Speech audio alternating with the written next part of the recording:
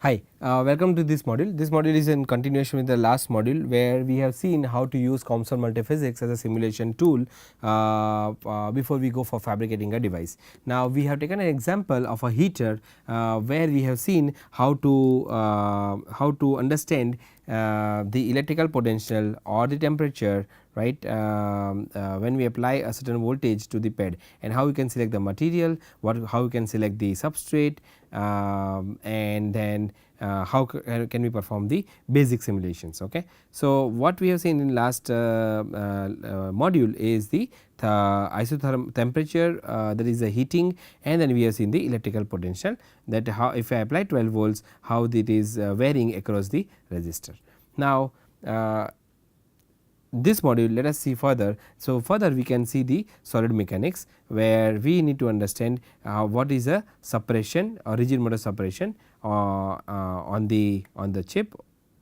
Then we need to see what is a thermal expansion. So, you can see here the thermal expansion properties we can select for the material. So, coefficient of thermal expansion for material, the strain reference temperature is about 293.15 for the selected material. There is a thermoelastic imaging and damping for this particular material, and the coupled interfaces for this particular subset is the heat transfer in solids and solid mechanics.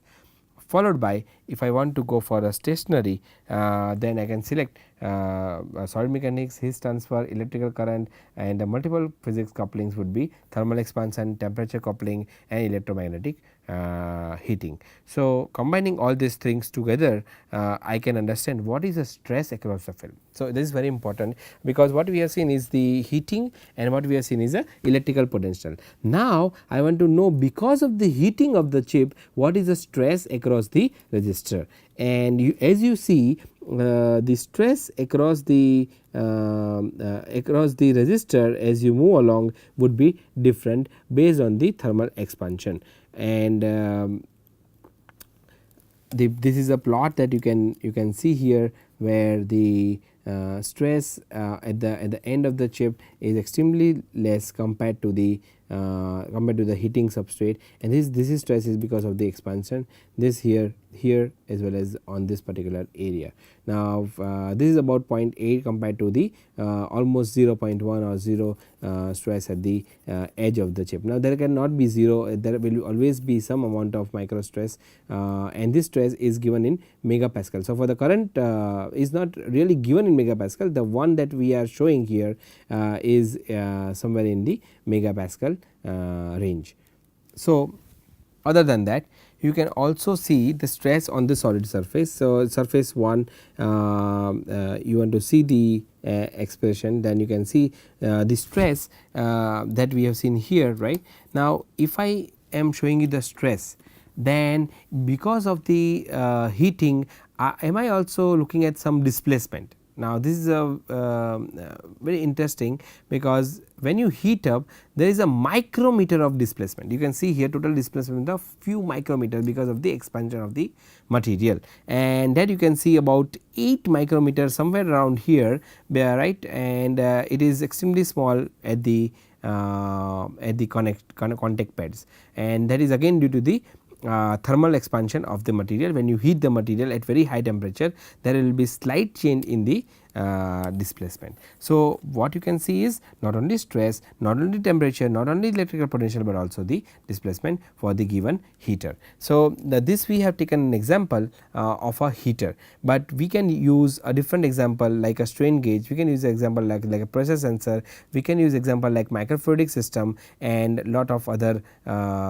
devices. So, almost all the devices which are microfabricated and which we have seen in the in this particular course, you can perform simulations, right. So, just to go through quickly about how to do how to use COMSOL multiphysics, let us see once again a quick review of how we can use this particular tool.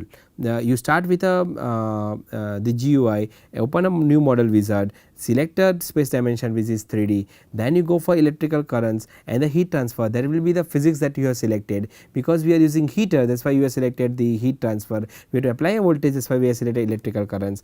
Then we go for the stationary, where we have understood why we have to select a stationary, and then you have to go for the length of the heater, the angular degree, what is the model, the geometry. You create a geometry of the heater and then you apply the parameters. What will be the parameter that you are applying? Voltage, thickness, conductivity of silver, because you know what is the conductivity of the contact pad, conductivity of the nichrome, and then you have to understand what is the temperature of the room, what is the heated air, what is the fluid heat temperature, and what is the heat transfer coefficient. And once you select the parameter, you can always select the length. This is length, right? You can say length is in millimeter, you can also select micrometer, you can select centimeter, the degrees, and then you have square 1, square 2, and fillet 1, fillet 2. This is a work plane or plane geometry. Now you select the area, where you say that first you select is the material on which you are going to fabricate a heater, that is your silica or glass, right? Silica, glass is same thing. And then you know that when you select the material from this list, right, then you will understand that for a given material what are the properties.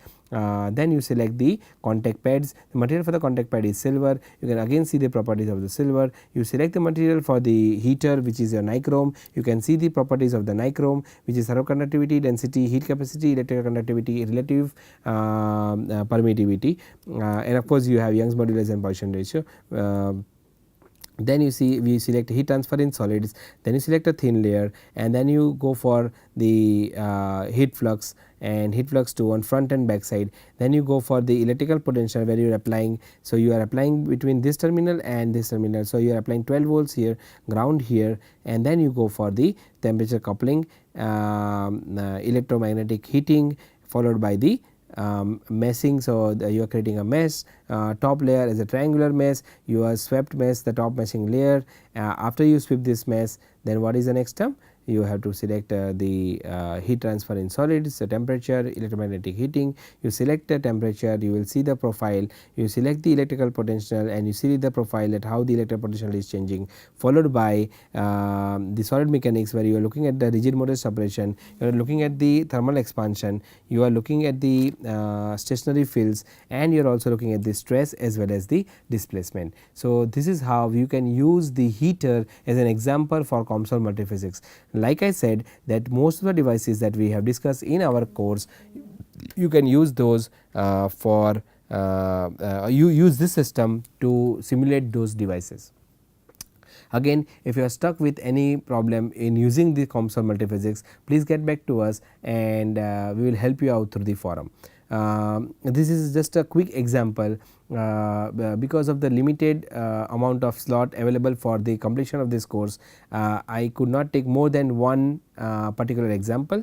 However, we will be talking about simulation tools in detail in the next course in the coming semester. So till then, I wish you all the best for your term exam, and if you have any doubt, do contact me. We will be very happy to help you out with your doubts. This COMSOL multiphysics, like I said, is only one of many available simulation tools, right? But these are all simulation tools used for microsensors, transducers, or in general MEMS or microfluidic kind of devices. Okay. So that will be end for this particular module, and I will get back to you if you have any doubts. I have already given my email ID, you already have email ID. If it is really important, and again I am repeating this thing as I have done in my online course slot, that if you pass by IISc, and if you want to discuss anything that you have come up with, a novel idea, or you are stuck with anything that you want to discuss one on one, right, feel free to send me an email, and I will get back to you. If you are traveling here for any reason, if you want to stop by and visit my lab, you are welcome to visit my laboratory as well.